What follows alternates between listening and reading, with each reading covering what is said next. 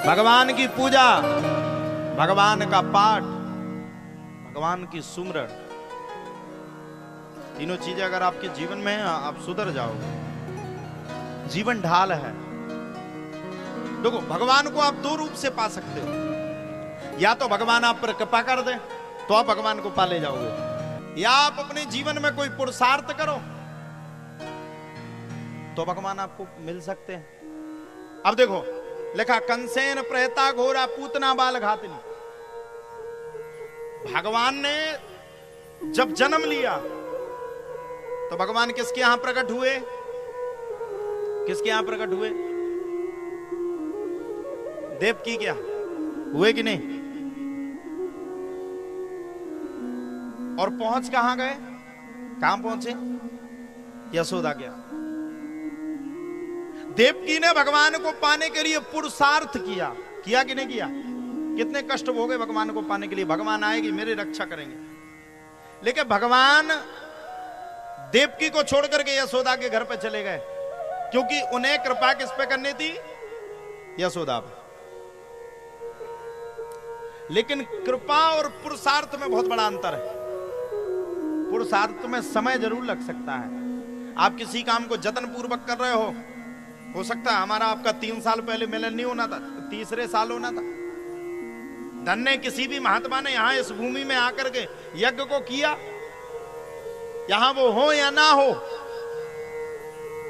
लेकिन हम उनके चरणों को प्रणाम करना चाहते। उन्होंने 3 वर्ष पहले वो यज्ञ शुरू किया, 3 वर्ष पहले उनने वो बीज बोया, और 3 वर्ष बाद आप सबके सामने हमें बैठने का मौका मिला। ये उनका पुरुषार्थ है। ना वो आते, ना वो पुरुषार्थ करते, ना आज आप लोग हम तक पहुंच पाते। और मैं इसमें आप सबको भाग्यशाली मानूं ये ठीक नहीं है। मैं अपने आप को भी कहीं ना कहीं भाग्यशाली मानता हूं। मैं हनुमान जी का अनन्य भक्त हूं, मेरे इष्ट हैं वो। मेरी उनके प्रति बड़ी आस्था है। और आज आपके गांव में उन्होंने चमत्कार मचा दिया, चारों ओर चमत्कार हो गया। 171 देश के ऊपर आपके गांव को देख रहे हैं। संस्कार टीवी पर विशेष प्रसारण आपके गांव का चल रहा है। डहर्रा गांव को देश और विदेश देख रहे हैं। ये हनुमान जी की कृपा है, ये आपका पुरुषार्थ है, ये कृपा है भगवान की। यशोदा को भगवान मिले, कृपा पे मिले। अब देखो भाई, कृपा पे अगर कोई आदमी आएगा तो उसके मन की बात है। उसको कितने दिन आपके पास रुकना है, कितने क्षण तक वो आपके पास रुके, वो तो अपने मन की मर्जी है ना। अब हम तो अभी बंद किया है, 7 दिन में रुकना ही रुकना है, चाहे 10 लगे, चाहे धूरा, चाहे पानी मिले, चाहे चूरा। 7 दिन तो क्या शुक्र के निकाल नहीं है। अब वो बात की बात है, 7 दिन बाद क्या होगा। तो यशोदा के घर में भगवान आए और 10 वर्ष तक यशोदा के घर में रहे, क्योंकि वो कृपा थी। यशोदा के ऊपर भगवान ने कृपा की थी। और 10 वर्ष के बाद वही गोपियां, वही ग्वाल वाले, वही माता यशोदा, वही नंद बाबा भगवान को पाने का सतत प्रयास करते रहे, लेकिन भगवान लौट कर नहीं आए। भगवान कहां पहुंच गए? बोले भगवान देवकी के यहां पहुंच गए, क्योंकि देवकी ने तप किया था, पुरुषार्थ किया था। और जब देवकी के पास पहुंचे तो वहां से कभी लौट करके भगवान नहीं आए।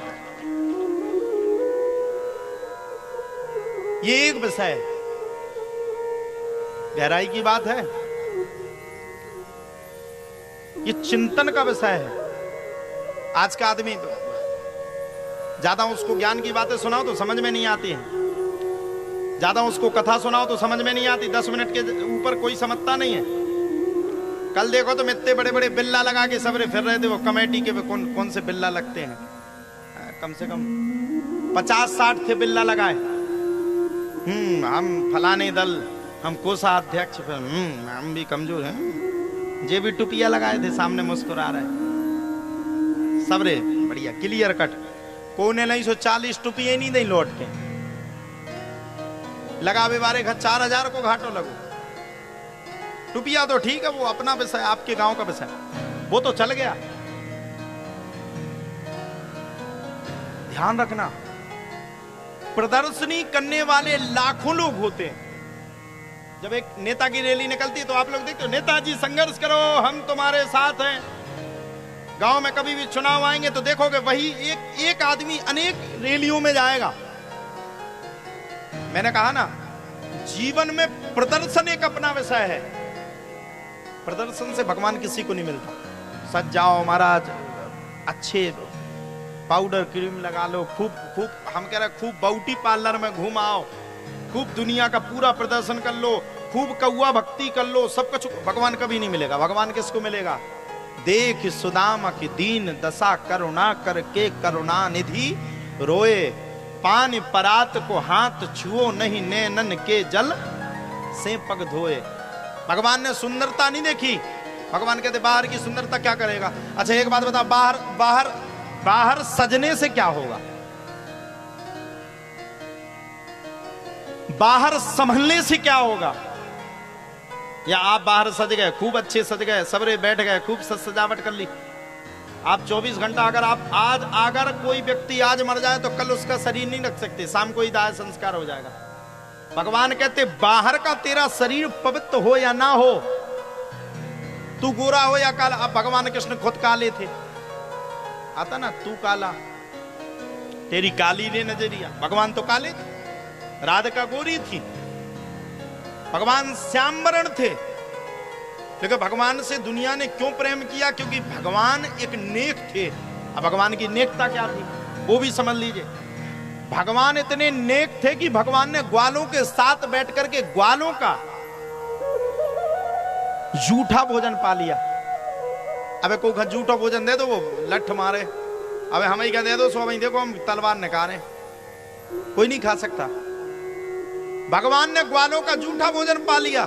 ब्रह्मा जी आश्चर्यचकित में रह गए, ये भगवान है, ये दुनिया को पालने वाला है, संसार को पालने वाला है, ये तो दूसरों का झूठा खा रहा है। भगवान कह रहे हैं, रामचरितमानस में लिखा है, निर्मल मन जन सो मोहि पावा, निर्मल मन जन सो मोहि पावा, मोहि कपट छल क्षेत्र न भावा।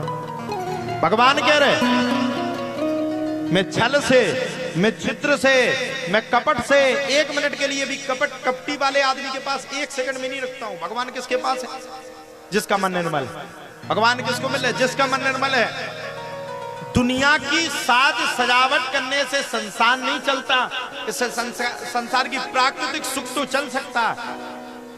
आप सच करके शादी में जाओगे, 4 रिश्तेदार आपकी बड़वाई करेंगे, ये बात सही है, लेकिन भगवान को अगर पाना है तो किराए के मकान को मत सजाओ।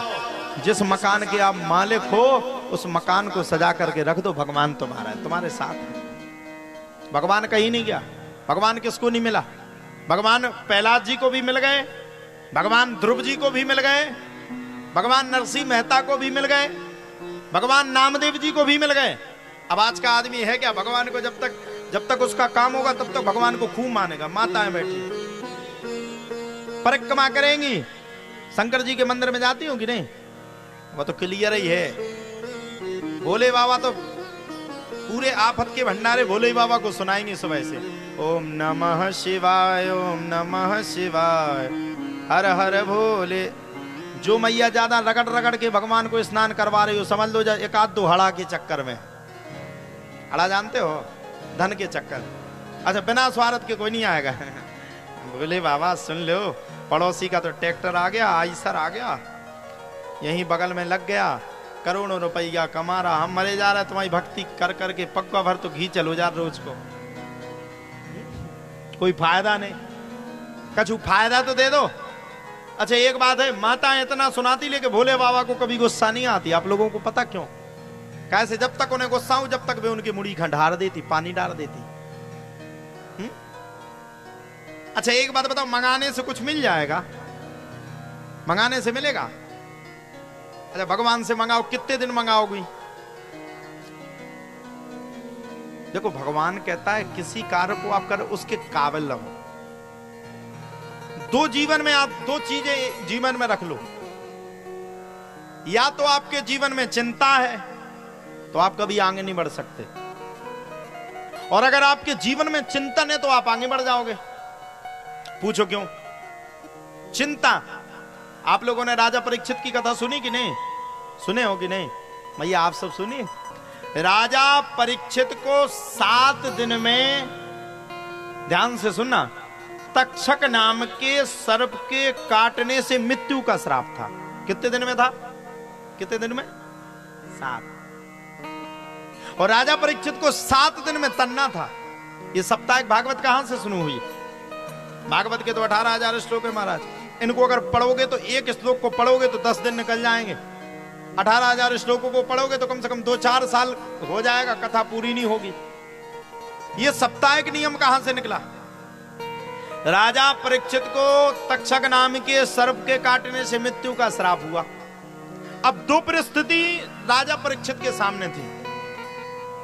या तो वो श्राप को देख करके चिंता करते, हाय राम इतनी बुरी श्राप दे गया, अब पता नहीं 7 दिन बाद हम मर जाएंगे, नाती पोतों का क्या होगा, हमारे घर परिवार का क्या होगा, 7 दिन बाद इस दुनिया में हम नहीं रहेंगे, दोस्त नहीं मिलेंगे, यार नहीं मिलेंगे, ये पूरा नगर नहीं मिलेगा, हम चक्रवर्ती सम्राट है, फिर हम क्या करेंगे। या तो वो चिंता करते, और या उन्हें श्राप लगी थी तो वो चिंतन करते। चिंतन मतलब मनन करते अपने आप में कि क्या करें हम, इस कथा को किस प्रकार से हम सुन लें, भगवान से कैसे हम जुड़ जाएं, भगवान को हम कैसे पालें। इसलिए राजा परीक्षित ने चिंता को त्याग दिया। बोले अब मन्ना तो है ही, 7 दिन की श्राप है, क्लियर है, वो तो मन्ना है। विप्र की श्राप लगी, आज नहीं तो कल 7 दिन में हमें मन्ना है, बिल्कुल 100 में 100% जाना है। इसलिए राजा परीक्षित ने मन में विचार किया कि अगर हमने चिंता की तो हम तन नहीं पाएंगे। राजा परीक्षित ने चिंता को एक तरफ रख दिया और चिंता से हट करके महाराज चिंतन पर चले गए। और चिंतन पर जैसे गए तो सालों साल के लिए जितने कल पाएंगे हमेशा के लिए भागवत में आकर के अमर हो गए। इसलिए मैं आप सभी से कहता हूं, चिंता को छोड़ दीजिए, चिंतन में आ जाइए। हम अपने जीवन में बड़ी चिंता करते, ये काम में हमारा लड़का नहीं पढ़ रहा है, हमारी बिटिया सही से पास नहीं हो रही, अब इसके लिए कौन सा घर देखें, कितना रुपया खर्च करें, कहां से व्यवस्था लाएं, ये आपकी चिंता। और अगर आप इसी चिंता को चिंतन में बदल दें, अपने बालकों को पढ़ाएं लिखाएं, भगवान का भजन करवाएं, खुद आगे बढ़ें, 1 मिनट चिंता ना करें तो हो सकता है कि वो आगे बढ़ सकें। इसलिए चिंता को छोड़ करके सबसे पहले हमें क्या करना चाहिए? क्या करना चाहिए जल्दी बताओ, क्या करना चाहिए? चिंतन। और चिंतन करोगे तो कल्याण हो जाएगा। और देखो भैया, हम तो सीधी सीधी बात कहते हैं, भगवान के दीवाने बन जाओ। भगवान के अगर दीवाने बन जाओगे तो आपका कल्याण हो जाएगा। और भगवान की पूंजी बड़ी अच्छी है।